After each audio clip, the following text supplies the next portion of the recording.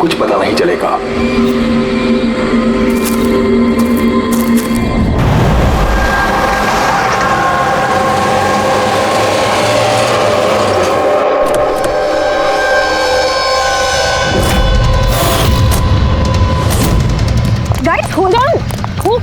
कोई मुझे बताएगा?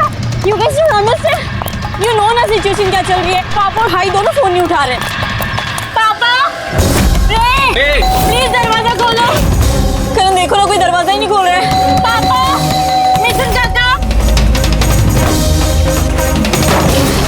रे, मिथुन काका। Oh my God, रे। Oh my bro, my bro. He's no more.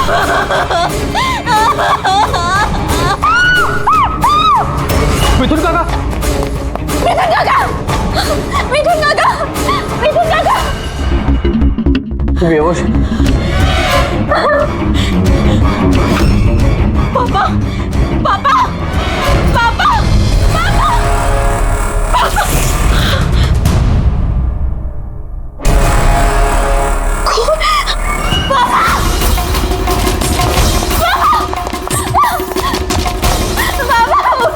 देखो ना जरा पापा को क्या।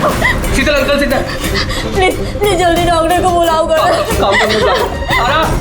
आरा अंकल डोंट एम्बुलेंस को कॉल करो, एम्बुलेंस को कॉल करो अर्जेंट।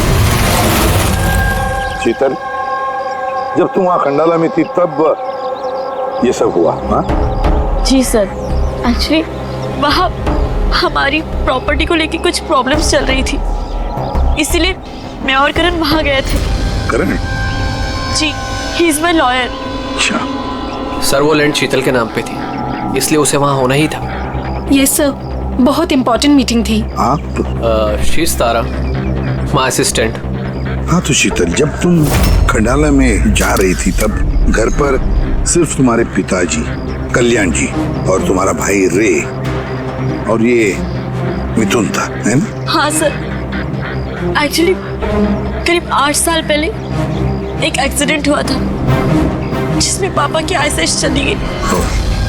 पापा देख नहीं सकते और मिथुन काका उनका अकेले ध्यान नहीं रख पाएंगे, इसलिए रे वो यहीं रुक गया। मुझे उन दोनों को अकेले छोड़ना ही नहीं चाहिए था।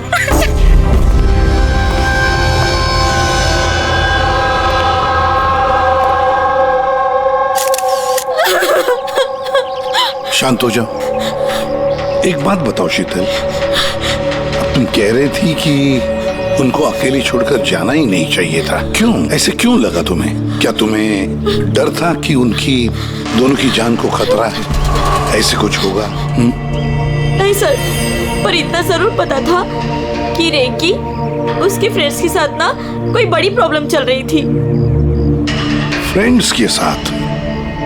और वो लोग एक दूसरे को ब्लैकमेल कर रहे थे किसी चीज को लेके।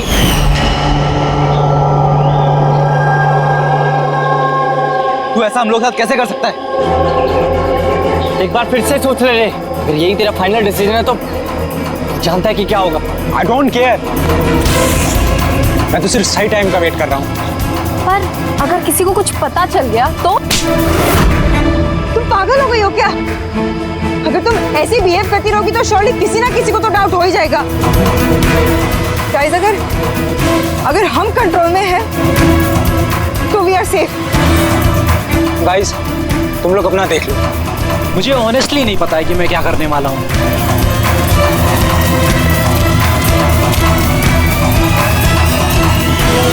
मुझे रे पे बिल्कुल भरोसा नहीं है। I can't trust him. अगर इसका मुंह खुला तो हम सब फंसेंगे, उससे पहले इसका मुंह बंद करना पड़ेगा। शीतल, जो भी तुम्हारे भाई के साथ हुआ उसका बहुत दुख होता है। I am so sorry. एक बार तुम्हारे पिताजी को होश आ जाए ना तो सारी बातें साफ हो जाएगी। वैसे मिथुन, कल रात तुम यहीं पर थे ना? क्या हुआ क्या, जरा ठीक से बताओ। शरीर पे कोई बड़ा घाव नहीं है, बस छोटी मोटी चोटें हैं, लेकिन हाँ फ्रैक्चर थोड़े ज्यादा है।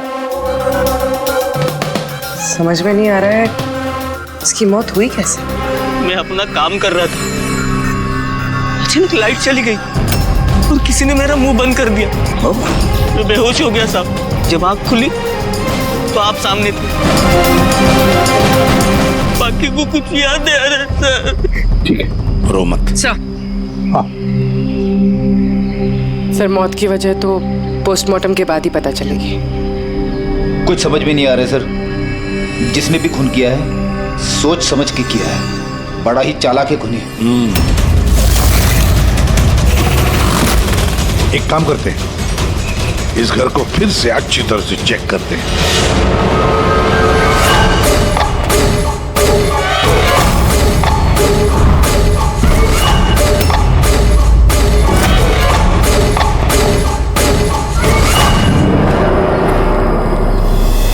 ग्लास तोड़कर अंदर घुसा है घर के अंदर।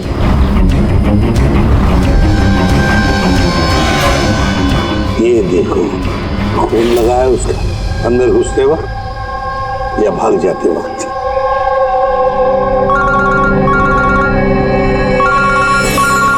Hello, ACP Pradyuman. अच्छा, कल्याण जी को होश आ गया?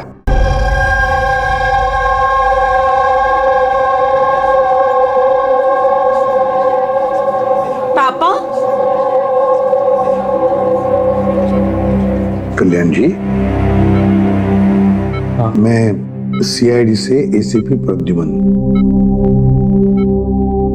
आप मुझे बता सकते हैं क्या हुआ? मैं अपने घर पर था, मुझे तो सिर्फ आवाजें सुनाई देती। रे जोर जोर से चिल्ला रहा था, चीजें यहाँ वहां फेंकी जा रही थी, बहुत शोर था, पता नहीं क्या क्या हो रहा था। और फिर सडनली बाएं हाथ से कोई भाग कर आया और उसने मुझे चाकू मार दिया, शायद बाएं हाथ से।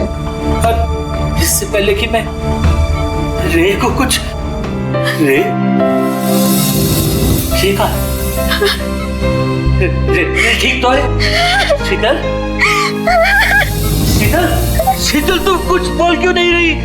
हे भगवान, हे भगवान। जो भी कुछ हुआ हम उसे बदल तो नहीं सकते, लेकिन जिसने भी आपकी बेटी की जान ली है उसे सजा दिलाने की पूरी कोशिश करेंगे। हाँ कल्याण जी, आपने कहा कि कोई बाएं साइड से आकर उसने आप पर चाकू का वार किया है, लेफ्ट हैंड साइड से। ये कुछ खास बात याद आती है उस आदमी के बारे में? हाँ, कोई खास बात? हाँ, वो जरूर लेफ्ट हैंडेड था, लेफ्ट हैंडेड था वो। ये आप कैसे कह सकते हैं? सर, मुझे पता चल जाता है, मेरी सेंसेस बहुत स्ट्रांग है। उसने जब मुझ पे वार किया, मैंने उसका हाथ पकड़ लिया था और वो इतना स्ट्रांग था, वो जरूर लेफ्ट हैंडेड था सर, 100% लेफ्ट हैंडेड था। तो क्या डॉक्टर साहब, ये जो जख्म है इनके शरीर पर, वो वाकई किसी कब्बू आदमी ने बनाया? यस सर, घाव के निशानों के हिसाब से यही लगता है। चलो सर, कुछ तो सुराग लगा। हाँ, ये चारों के चारों दोस्त रे को धमका रहे थे। गड़बड़ है, कुछ न कुछ तो गड़बड़ जरूर है इन चारों में। तनिषा, अंकिता, विवान और सैम। उठाओ इन चारों को, उठाओ।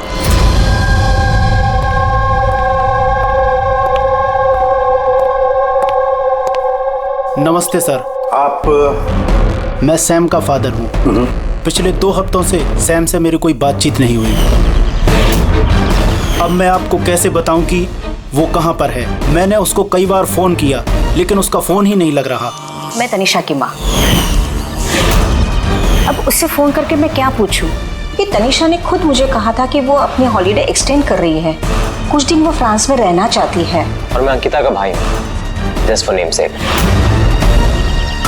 सर डैड को बातों में फंसाकर 80% प्रॉपर्टी उसने अपने नाम पर कर ली। मैं क्यों फिक्र करूं सर उसके बारे में? सर मैं अंकिता के बारे में कुछ नहीं जानता। हाँ sir, what I just know is sir वो 2 हफ्ते पहले दिल्ली गई हुई थी कुछ मार्शल आर्ट कैंप के लिए। जी सर मैं विवान का फ्रेंड। उसके डैड के पास इतना पैसा है कि वो घूमता रहता है। होगा कहीं हॉलीडे पे।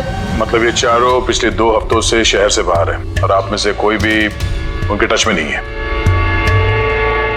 ठीक है, थैंक यू वेरी मच। आप लोग जा सकते हैं। अगर जरूरत पड़े तो आप लोगों को हम फिर से बुला लेंगे। Thank you. जरा 1 मिनट, क्या आप बता सकते हैं कि सैम, तनिषा, विवान और अंकिता इन चारों में से कोई लेफ्ट हैंडेड है?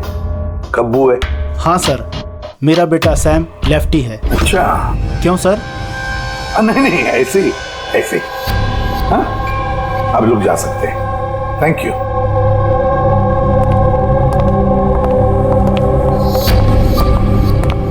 सर कहीं ऐसा तो नहीं कि इन चारों ने मिलके रे को मार दिया हो सकता है सर, और उसी डर की वजह से ये चारों कहीं ना कहीं जाके छुप के बैठे होंगे।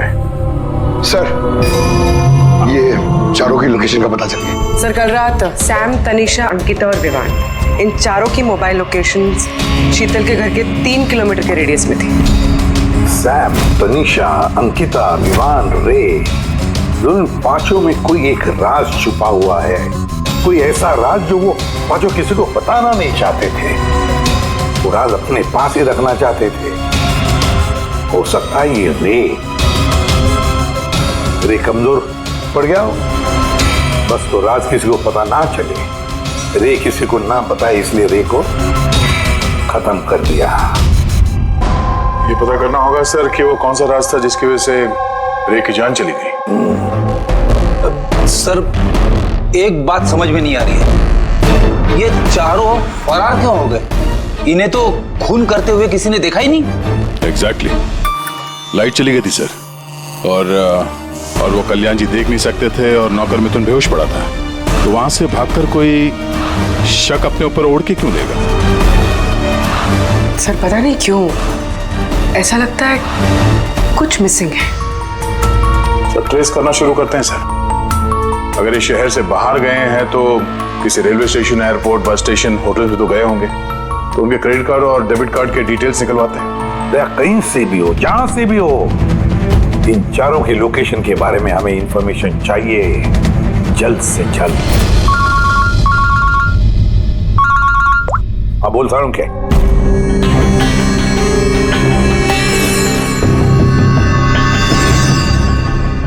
यार सारुण के तूने इस कंकाल पे ये रेड मार्क्स क्यों किए? बस ये समझाने के लिए कि इस रे की हड्डियों का कैसे चूरा बनाया गया। ये देखो, ये रे की हड्डियों का एक्सरे। इस रे पर बहुत जबरदस्त ताकत के साथ वार किया गया। एक झटके में इसकी गर्दन की हड्डी टूट गई। बस एक बार तो इसके रिब केज पर इतना जबरदस्त किया गया है कि एक ही झटके में इसके रिब केज की बाईं हड्डियां 12 की 12 पसलियां एक साथ एक झटके में टूट गई। और वो भी कमाल की बात यह है कि एक ही सिमेट्री में। एक झटके में 12 पसलियां? नतीजा हार्ट का रुक जाना, हार्ट ब्लॉक। इसके हार्ट पर जबरदस्त प्रेशर पड़ा। कमाल की बात यह है बॉस कि जितनी ताकत के साथ इस पर वार किया गया है, इतनी ताकत हाथों से या किसी भी हथियार से पैदा नहीं की जा सकती। इसे देख करके तो ऐसा लगता है जैसे खूनी जानता था बॉस, खूनी जानता था कि किस पॉइंट पर वार किया जाए कि एक ही झटके में सारी की सारी पसलियां एक साथ टूट जाए, एक सिमेट्री।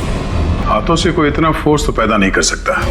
हाँ कर सकता है अगर कोई मार्शल आर्ट्स का जानकार हो तो, जैसे कुंफू, कराटे, ताइक्वांडो, इन सब में खास किस्म के मूव्स होते हैं जिससे इतना फोर्स पैदा किया जा सकता है। ये हो सकता है बस। अभी अटैक उसी ने किया जिसे मार्शल आर्ट्स की जानकारी है, जैसे आर्मी बैकग्राउंड का कोई। Martial arts? वो लड़की भी तो गई है ना दिल्ली में मार्शल आर्ट्स का कैंप अटेंड करने के लिए। क्या नाम है उस लड़की का? अंकिता। अंकिता के भाई ने तो हमें ये बताया। Sir what I just know sir, वो 2 हफ्ते पहले दिल्ली गई हुई थी कुछ मार्शल आर्ट कैंप के लिए। और सर कत्ल की रात उसका फोन शीतल के घर के आसपास ही था, उसी ने किया होगा। सैम के साथ मिलके। कल्याण जी पर जिसने भी चाकू का वार किया था वो आदमी खब्बू था, लेफ्ट हैंडेड। हाँ सर, मेरा बेटा सैम लेफ्टी है। ये हो सकता है क्योंकि शीतल के घर की जिस खिड़की पर से हमें वो ब्लड सैंपल मिला था उसका डीएनए सैम के डैड के डीएनए के साथ मैच होता है। मतलब सैम वही था और अंकिता भी। बस अब हमें ये पता लगाना है कि ये सैम, तनीषा, अंकिता और विवान इस वक्त है कहां पर। अच्छा, आप कैब ड्राइवर, आप उस वक्त कहाँ थे?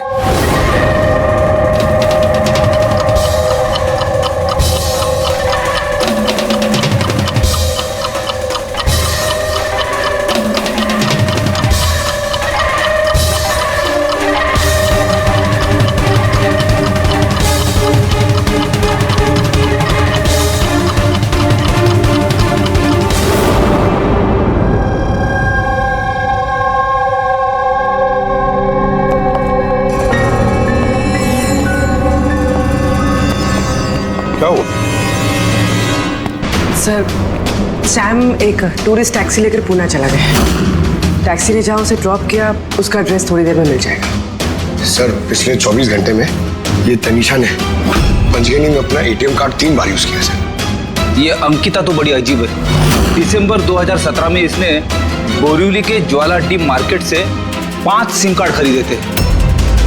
हाँ सर, ये वही जगह है जहाँ पे यूज सिम कार्ड मिलते हैं। और सर ये सब के सब 10 दिसंबर 2017 को महाबलेश्वर गए थे और 14 दिसंबर को लौटे। सर इन्हें लग रहा था कि इन्हें कोई पकड़ेगा नहीं, लेकिन इनसे एक गलती हो गई। ये जो अंकिता है सर, इसने जो सिम कार्ड्स लिए थे उसकी लोकेशन हमें महाबलेश्वर से 15 किलोमीटर आगे हाउस होल्ड में मिली। हाँ, brilliant job, absolutely brilliant job. बस अब नाउ नो वेस्टिंग टाइम, हम टीम बनाते हैं और काम शुरू करते हैं। लेकिन सर 5 सिम कार्ड, वो भी यूज्ड, कर क्या रहे हैं ये लोग? जो भी कर रहे हैं करने दो, पर पछताएंगे जरूर, बहुत पछताएंगे।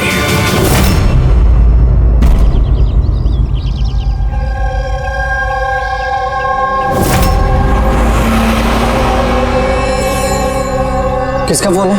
किसी विवान का है। विवान का कैसे हो सकता है?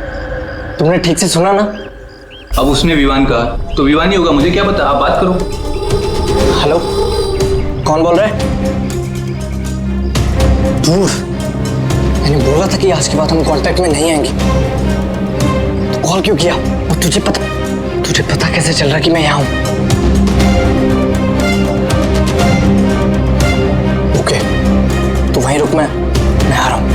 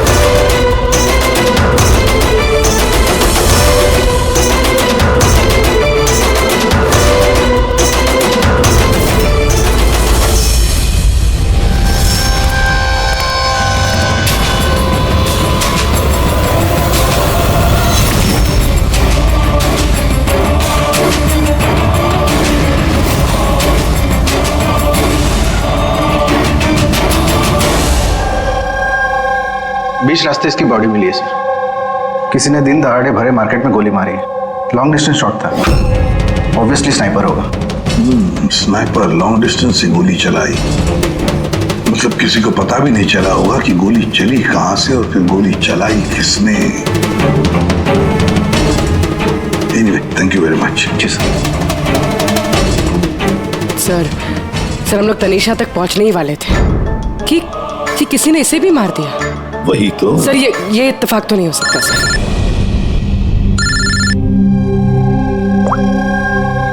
हेलो, क्या? ठीक है। क्या हुआ? सर, पुणे पुलिस स्टेशन से फोन था, किसी ने सैम को मार दिया। What? Oh my God! Sir, वो जिस लॉज में रुका था उसी लॉज के पास। सर, ये जरूर विवान और अंकिता का ही काम है। ये कोई सीक्रेट है जिसे छुपाने के चक्कर में ये लोग आपस में एक दूसरे का खून कर रहे हैं। अपनी जो भी है उसे पता कैसे चलता है कि हम किसके पास जाने वाले हैं? 4 में से 2 बच गए हैं, विवान और अंकिता।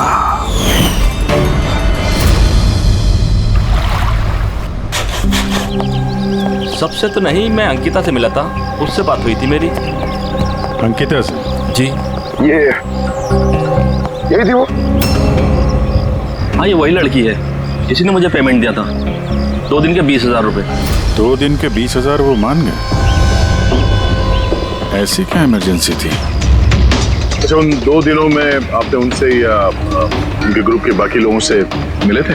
नहीं सर, मैं किसी से नहीं मिला। मैंने तो उस लड़की को ऑफर किया था कि हमारे पास कुक और क्लीनर दोनों हैं, लेकिन उस लड़की ने मना कर दिया कि मुझे कोई हेल्प नहीं चाहिए। और उसने कहा कि आप 2 दिन के बाद आइए, जब हम यहाँ से चले जाएं। और 2 दिन के बाद जब मैं वापस आया तो यहाँ सब कुछ वैसा का वैसा ही था, कोई गंदगी नहीं, कोई कचरा नहीं, सब साफ सुथरा था एकदम।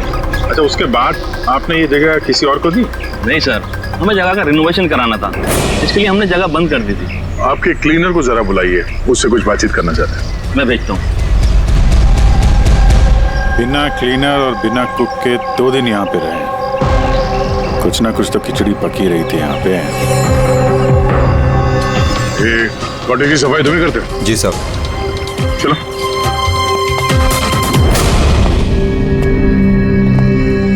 अच्छा, जब वो 5 लोग यहाँ से गए, उसके बाद जब तुमने यहाँ की साफ सफाई की तो कुछ मिला इधर उधर या कुछ अजीब लगा तुम्हें? नहीं सर, वो लोग तो बहुत अच्छे थे। जाने से पहले पूरी जगह को एकदम चकाचक साफ करके गए। पता नहीं कौन सा साबुन, क्या डिटर्जेंट यूज किया, पूरा घर चमका दिया था। वाह, सफाई हो रही है। ये कौन सा डिटर्जेंट है मैडम जी? अरे कुछ नहीं, वो रात को पार्टी हुई थी ना तो ज्यादा गंदा हो गया है। तुम जाओ, हम कर लेंगे। एक मिनट। ये लो, ये लेके जाओ। हाँ, जाओ।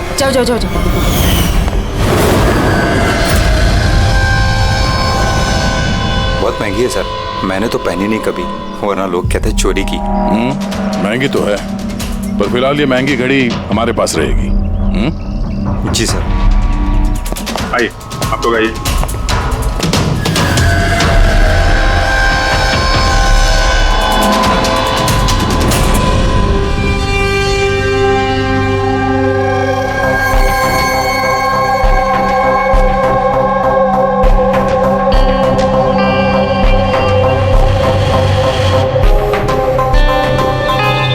सर, सैम, तनीषा और रे तीनों का तो मर्डर हो गया है।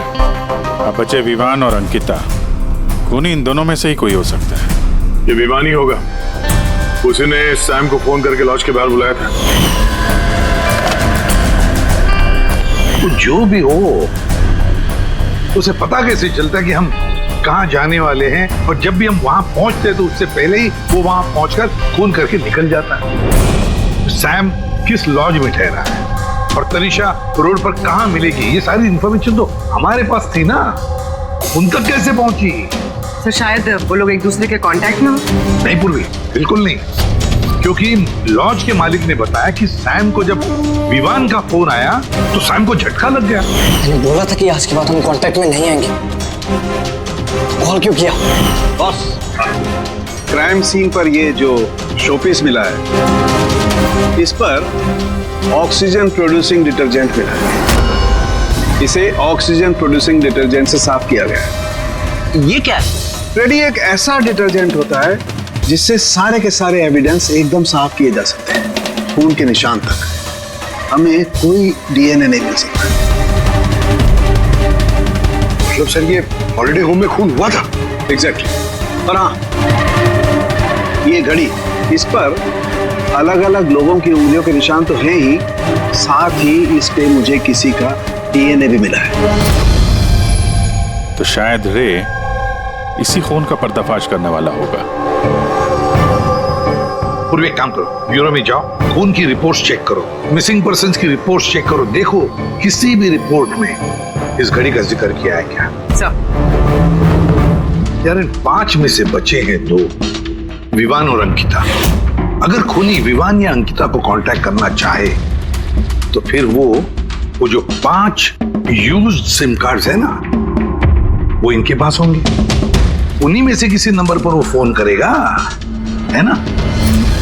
वो नंबर ट्रैक करते हैं। सर तनीषा का खून हुआ पंचगनी में, सैम का खून हुआ पुणे में। दोनों जगहें 100 किलोमीटर दूर, जबकि खून हुए सेम टाइम पे। और एक ही टाइम पे कोई 2 जगहों पे कैसे हो सकता है सर? कोई तो है जो इस प्लान में शामिल है। मान लिया गया कि कोई और है इस खूनी के साथ। एक बार ये विवान और अंकिता हमारे पंजे में आ जाए ना, तो सारे सवालों का जवाब मिल जाएगा। एक काम करो अभिजीत, साइबर डिवीजन से एक हैकर को बुला दो।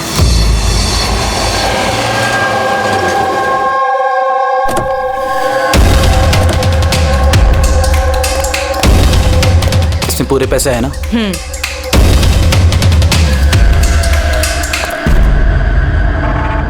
एक मिसिंग रिपोर्ट तो दर्ज हुई है जिसमें इस घड़ी के बारे में लिखा हुआ है। कोई रणधीर कुमार नाम का एनआरआई था। कब फाइल हुई थी रिपोर्ट? 6 दिसंबर 2017। कोई करण जोशी ने फाइल की थी।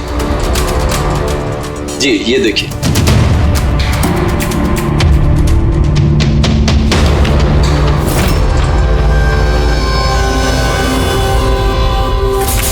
Thank you.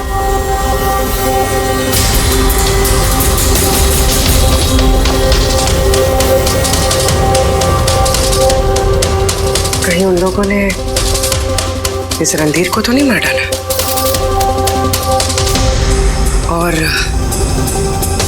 और कहीं ये करण रणधीर की मौत का बदला तो नहीं ले रहा? Karan? Ji, he is my lawyer.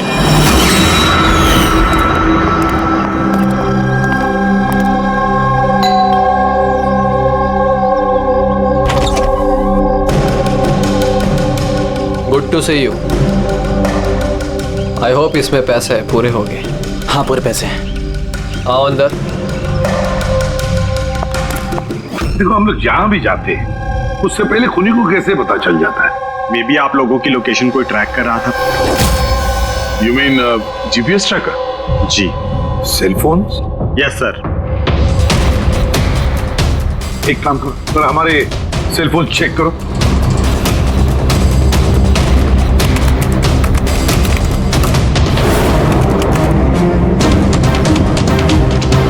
तुमने पैसे मांगे थे, हम लेकर आए हैं। अब वो एविडेंस दो और सब खत्म करो। खत्म करूं? जैसे तुम लोगों ने रणधीर को खत्म किया था। करण, हमें सबूत दो। देता हूं, लेकिन उससे पहले मैं तुम्हें किसी से मिलाना चाहता हूं। कौन? बुलाता हूं।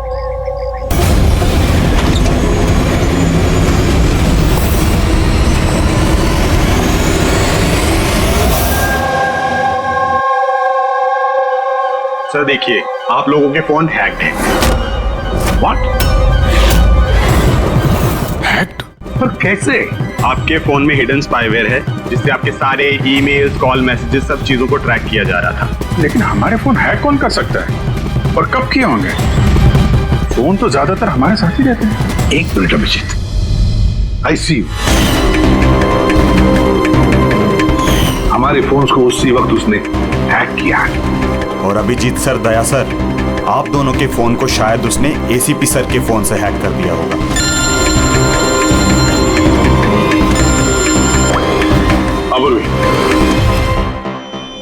करण, मरने वाले से रिलेटेड है?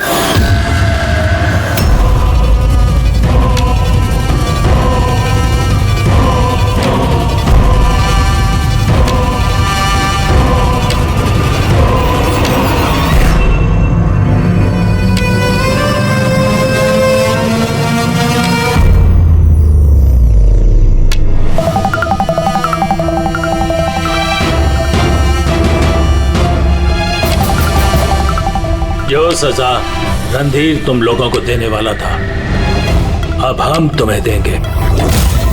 जैसे सैम,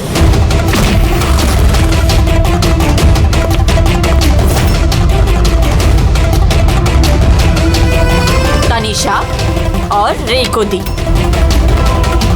अब तुम दोनों की बारी है। तभी रणधीर की आत्मा को शांति मिलेगी। इसी घर में मारा था ना तुमने रणधीर को?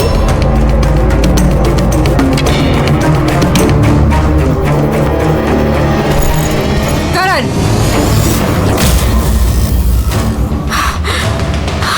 तुम्हारे पास कोई सबूत नहीं है ना? तुमने हमें फंसाया है ना? हाँ?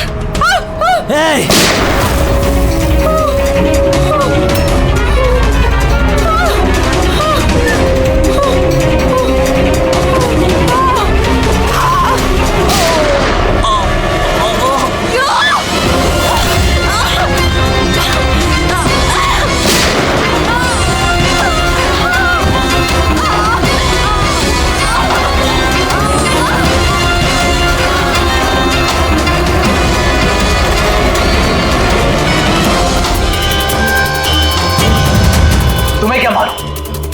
तुम तो देख भी नहीं सकते, पर मानना तो पड़ेगा। बस यही प्रॉब्लम है आजकल के तुम जैसे नौजवानों की। बहुत जल्दी होती है तुम जैसे आजकल के नौजवानों को किसी भी नतीजे पे पहुंचने के लिए।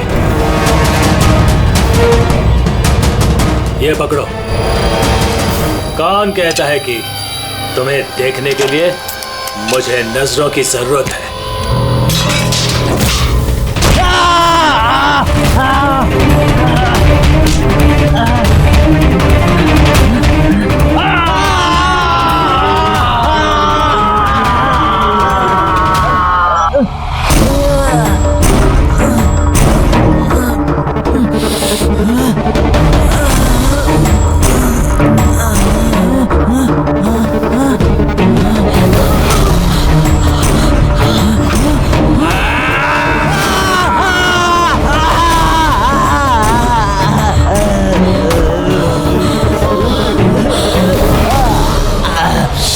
शीता बेटा, तुम ठीक तो?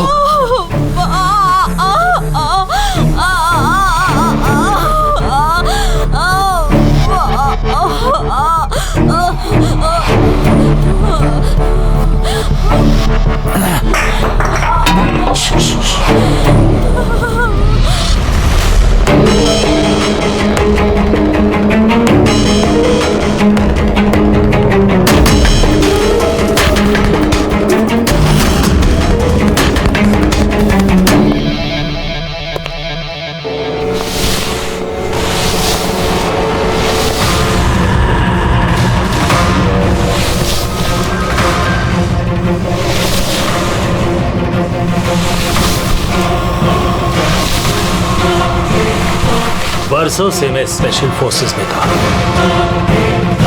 दुश्मनों को तो मैं चुटकी भर में सूंघ कर निकाल देता था।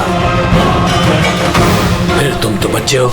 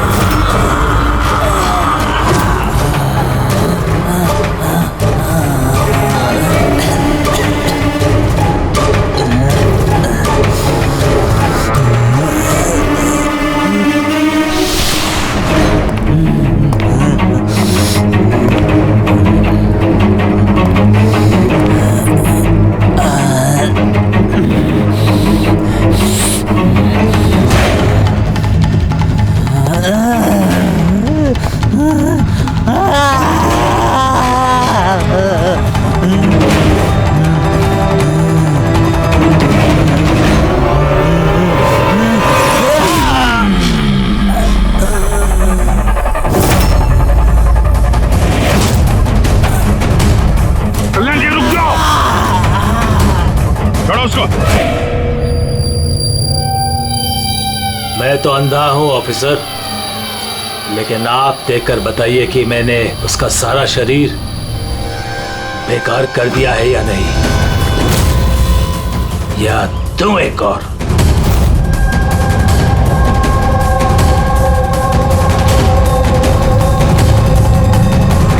शीतल, रणधीर तुम्हारा भाई था और कल्याण जी रणधीर तुम्हारा बेटा है ना, और ये सब करने के लिए तुमने सीआईडी का इस्तेमाल किया, क्यों?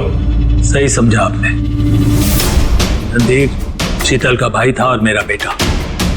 यानी रे का भाई? नहीं, रे मेरा बेटा नहीं था, उसे तो सिर्फ मैंने इस्तेमाल किया था। हमें गुमराह करने के लिए, ताकि हम विवान, अंकिता और सैम तनीषा के पीछे लग जाए और उन्हें सजा दिलवाए, ताकि आपका बदला पूरा हो सके। हम उसे मारना नहीं चाहते थे। रणधीर एक्सचेंज प्रोग्राम का स्टूडेंट था, एकदम सीधा लेकिन बहुत पैसे वाला। अंकिता हमेशा से ही एक हाई फाई लाइफ जीना चाहती थी। उसने ये प्लान बनाया और रणधीर को किडनैप करके उससे पैसे मांगने का। कितना रैंसम मांगा था तुम लोगों ने? 5 करोड़। फिर भी मार दिया तुमने उसे। रणधीर भाग रहा था, अंकिता को गुस्सा आया और उस 1 सेकंड के नॉनसेंस पन में उसने उसे मार दिया और हम सब घबरा गए। कुछ समझ नहीं आई कि क्या करें, तो उसकी बॉडी लेकर हमने लेक में डाल दिया।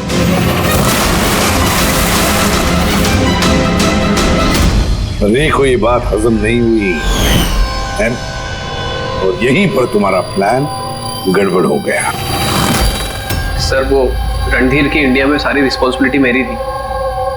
कल्याण अंकल और शीतल तो न्यूयॉर्क में थे, लेकिन रणधीर का केयरटेकर मैं यहाँ था। इन लोगों को पैसा देने के बाद भी इन्होंने रणधीर को नहीं छोड़ा, मार दिया। तो मैं घबरा गया, मुझे कुछ समझ नहीं आया। फिर एक दिन रे का कॉल आया। मुझे बिलीव नहीं हो रहा है कि हमने उसको। हम सॉरी कुछ नहीं होगा तुम्हें, तुम सिर्फ हमें बता दो कि बाकी के दोस्त लोग कहाँ हैं। अंकल वो सब बाहर चले गए जब तक कि रणधीर का केस सॉल्व नहीं हो जाएगा ना। अंकल वो वापस नहीं आएंगे। कहाँ है वो? मुझे उस बारे में कुछ भी नहीं पता। रे तो हमारे पास था ही, बस उन चारों को पकड़ना था, और ये काम हम अकेले नहीं कर सकते थे। तो इसीलिए तुमने हमारा इस्तेमाल किया, क्यों? रे से सारी इंफॉर्मेशन निकालने के बाद तुम लोगों ने उसे एक दर्दनाक मौत दी, ताकि हम लोग वो केस इन्वेस्टिगेट करें और ये सारी कहानी निकल के सामने आए। साथ में हमें सारे एविडेंसेस दे दिए, उन चारों के मोबाइल नंबर्स, और सैम जिस पैथोलॉजी लैब में काम करता था वहां से उसके ब्लड सैंपल मंगवा लिया। हम सबके फोन्स हैक किए। काफी अच्छी प्लानिंग थी। लेकिन एक बात भूल गए तुम,